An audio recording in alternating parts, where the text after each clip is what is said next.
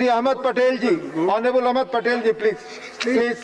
अब आप बोले, खत्म हो चुका है। Please 5 minutes, 6 minute, sorry 6 minute, 8 minute कहा, 6 मिनट, 6 मिनट सर, 6 मिनट मानिए sir, 6 minute, 6 minute please please. उप सभापति महोदय, सिर्फ आपकी बात रिकॉर्ड पे जा रही sir, please put on the record. ठीक, thank you sir, thank you. Ahmed Patel ji please. उप सभापति महोदय,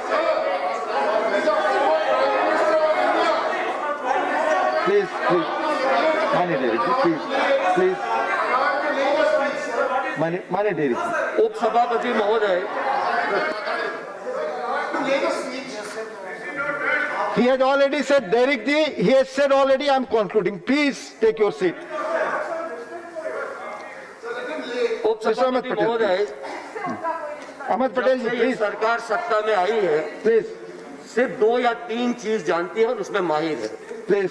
नंबर 1, पैकेजिंग करना, मार्केटिंग करना और मीडिया को मैनेज करना। और पैकेजिंग इस तरह करते हैं जैसे लगता है कि ये इंसान को जिंदा करने के लिए, जीवित करने के लिए है, लेकिन उसमें जहर होता है।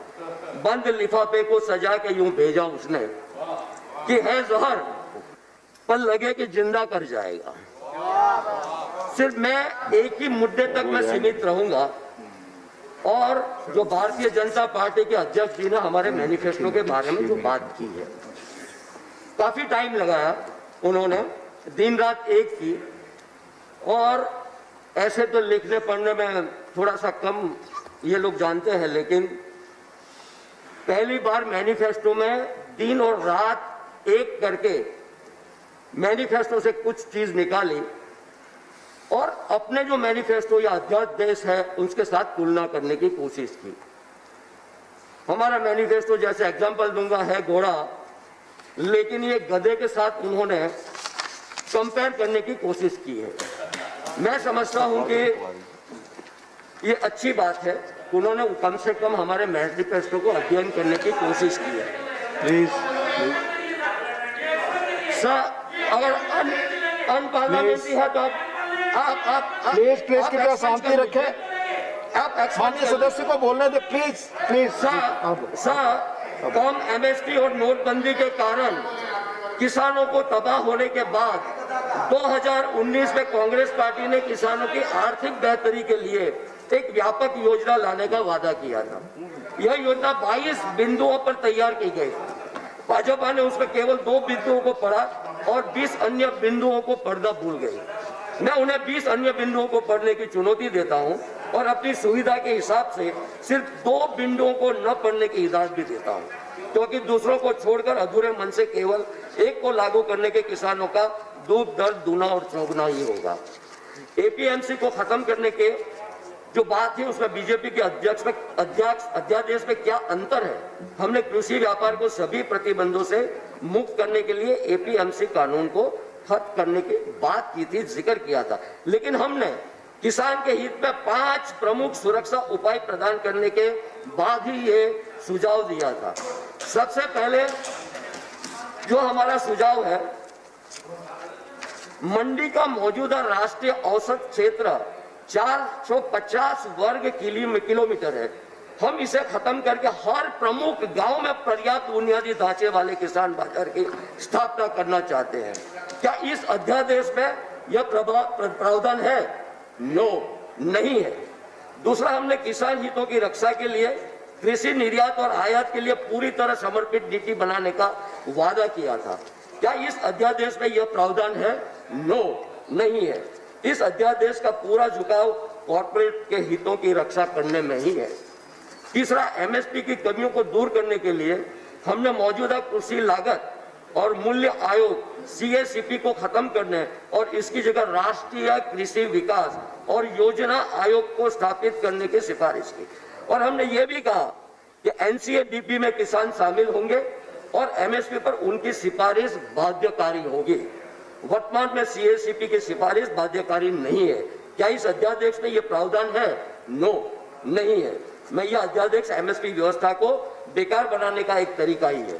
चौथा, हमारी सबसे महत्वपूर्ण सुरक्षा न्याय योजना है, जिसके तहत हमने देश के 20% सबसे गरीब परिवारों को हर साल 72,000 रुपये देने का वादा किया था।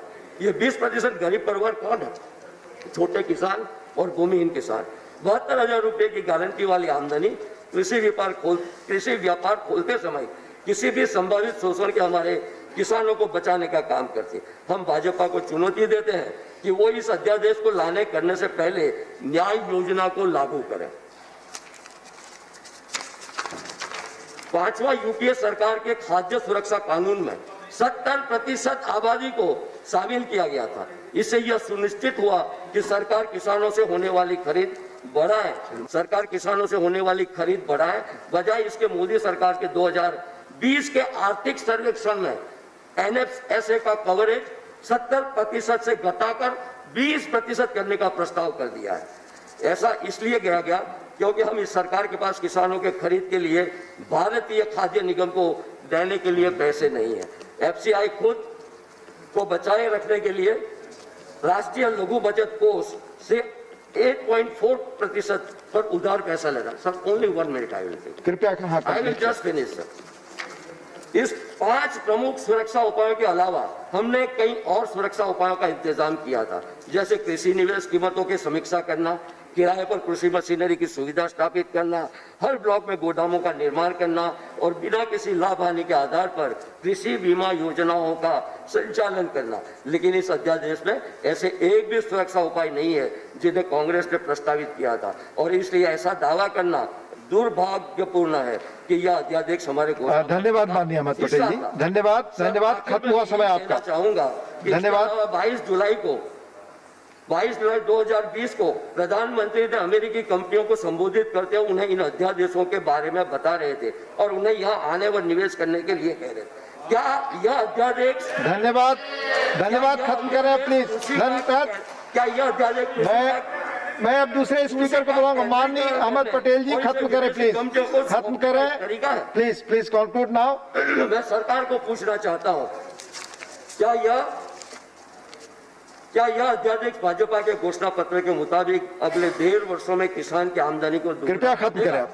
धन्यवाद माननीय अहमद पटेल जी, धन्यवाद। प्रति वर्ष लगभग 6-7 लाख करोड़ का रुपया। धन्यवाद।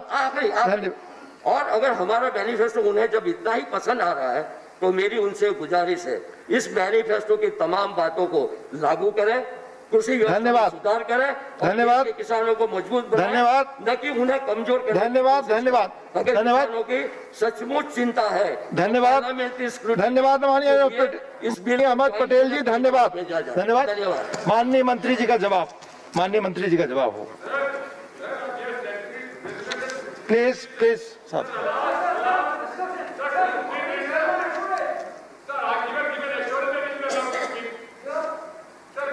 प्लीज माननीय मंत्री जी का जवाब हो। माननीय उप सभापति जी,